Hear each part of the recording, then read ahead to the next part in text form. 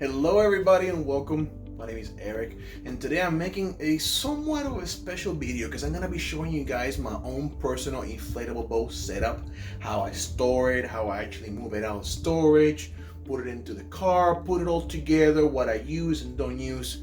I've had a few requests from viewers like yourselves who actually asked me, to show you guys how I set up my boat, how I put it on my car, because some of you may be curious, what does it take, to put the inflatable boat? You don't want to use a trailer and things of that nature, so I'm going to show you guys just that.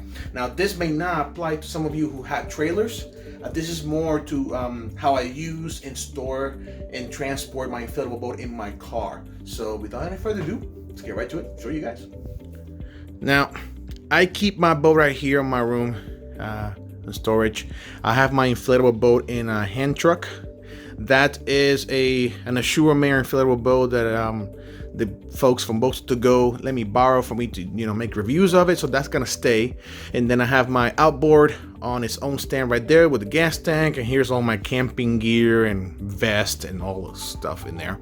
So some of that stuff comes with me, especially the wheel. So let me show you. I find that keeping the inflatable boat on a hand truck makes things a lot easier because I can just carry it and take it with me. So I'm gonna go ahead and take it outside. All right, right now I have my inflatable boat outside with the outboard. I'm going to untie it from the hand truck and show you guys how I put it in. Let me give you a quick look at the car. I currently own a Prius, which is basically a hatchback, and I have this old blanket and I lay it in there. So whenever I put the inflatable floor, I can just slide it through. Now, depending on the type of car you have, it'll determine what kind of boat you should get. If you have like a hatchback like this or a small van like that, something like that, you can get yourself a nice inflatable boat from like 8 feet to like 13 feet long. You can put it on a hatchback. If you have a sedan that cannot fit something as big as that, you can still get a cabote.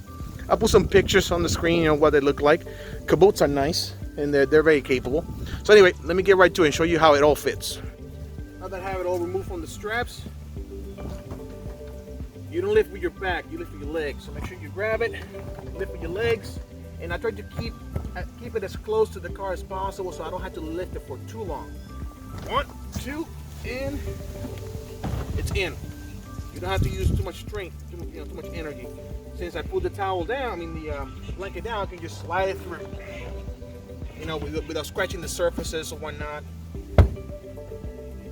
Now I'm gonna show you how to put in the outboard in the car. Now, depending on what kind of outboard you own, you can only lay down the outboard on one side or the other. And this one specific to hot 2.6 horsepower, you can only lay it down on the side with the tiller. So I'm going to grab it like so, turn it around, inward, and it goes in. See? Nothing too hard. But of course, the seats are down on my car, so it's all flat. That also helps. That's what it looks like from the inside. See? There's plenty of space. Now, I myself bring a couple of towels, and I'm gonna put them right next to the on the end of the outboard, so it won't be scratching the boat. But still, yeah, you can see it all fits nicely. And then I got plenty of space to put all the other crap, like the tank and the electric inflator. You guys will see in a minute. Let me get all the other stuff. And here it is, guys. Everything packed up. I have the tank right here. This is the electric pump with its battery. Got the aluminum seat with the aluminum seat cover that I use with a little cushion. I got the transom wheels in there. I got the oars right here. I got the inflatable floor. It all fits nicely.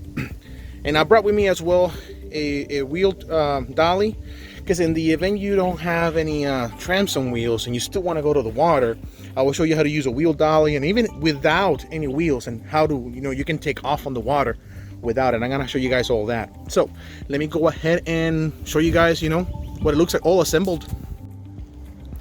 To put together, I usually take everything out of the car, leave the boat for last, because that one takes a little bit more effort.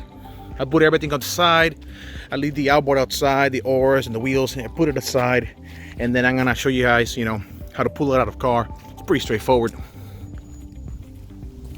Since I already have it with the blanket at the bottom, it'll make it sliding a lot easier as well. Just pull it out, grab it. I'm gonna go ahead and roll it out on the floor. Keep it close to your body, okay?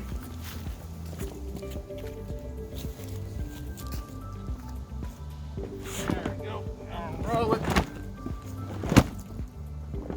I'm gonna go ahead and inflate it for about, I don't know, 30% or so. Yeah. Now that the boat is inflated about 30%, this is where I can actually go ahead and lay down the floor, the inflatable air deck. Now, if in your last trip that you used the boat never got wet, you didn't have to do a lot of cleaning, you can actually leave the inflatable floor in the boat and then roll it together once you deflate it completely. This is my last trip. I was doing a lot of stuff on the water and it got wet. I had to take it out. That's the only reason why I'm putting it back in. But usually, I roll it all.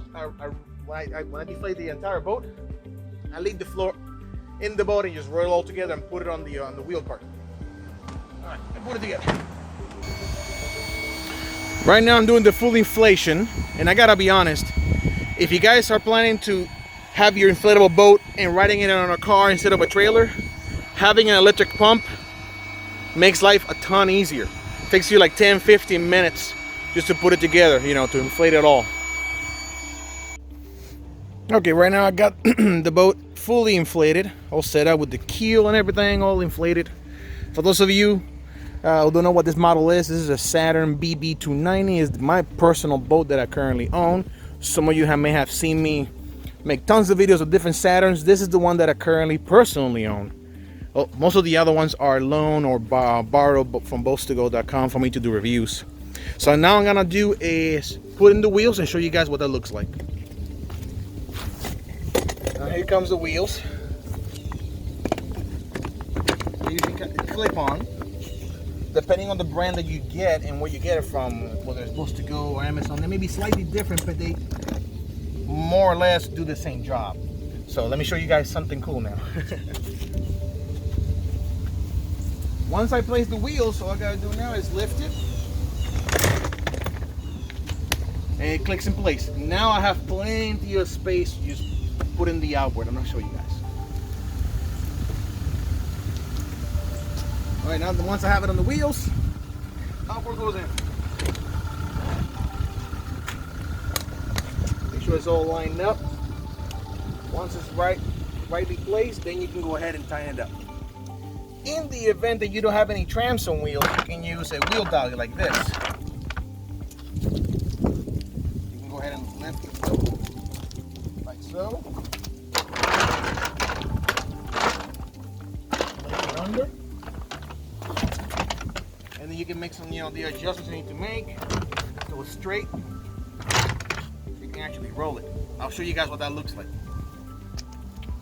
Now that it's on the wheel dolly, you can actually just grab it from the front, drag it with you. Let's say this is a boat ramp, roll it down, so on and so forth.